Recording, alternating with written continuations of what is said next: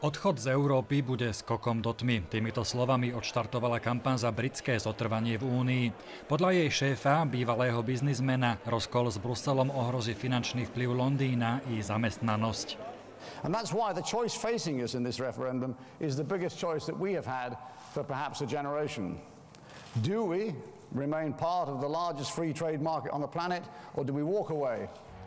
Premiér David Cameron bude o svojich predstavách, ako reformovať Úniu, hovoriť zajtra na samite v Bruseli.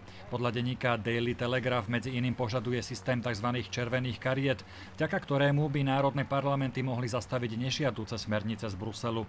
Žiadať bude aj záruky, že Británia nebude súčasťou žiadnych plánov na vytvorenie európskeho superštátu.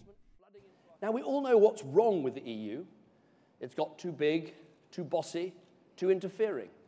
Londýn chcel pôvodne obmedziť aj ekonomickú migráciu a zoškrtať sociálne benefity, najmä pre prisťahovalcov zo strednej a východnej Európy. Podľa britskej tlače však tieto plány stroskotali na odpore Bruselu i vlád v Poľsku, na Slovensku a Maďarsku. Všetko, čo by malo obmedziť slobodný pohyb, je pre Slovensko nepriateľné a v akékoľvek forme by sa to na stôl dostalo, naša pozícia sa nezmení. Možný odchod z Únie znepokojuje aj milióny Britov, ktorí žijú na starom kontinente. Len v Španielsku má trvalý pobyt 800 000 Angličanov. Mnohí z nich sú dôchodcovia, ktorí odišli za slnkom. Teraz im hrozia problémy vo vyplácaní dôchodkov či dostupnosti zdravotnej starostlivosti. It would be a good idea for Britain to remain a member. We should be honest. The UK will survive. Outside of the EU, there will be damage, not just for the UK, but also for the continent, because the city of London, for example, is the biggest financial center of the world.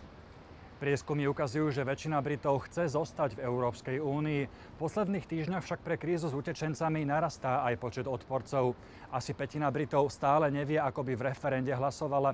Pozorovatelia preto očakávajú tvrdú kampaň, ktorá sa môže podobať tej o zotrvaní Škótska v Británii. Z Bruselu Štefan Hudec, RTVS.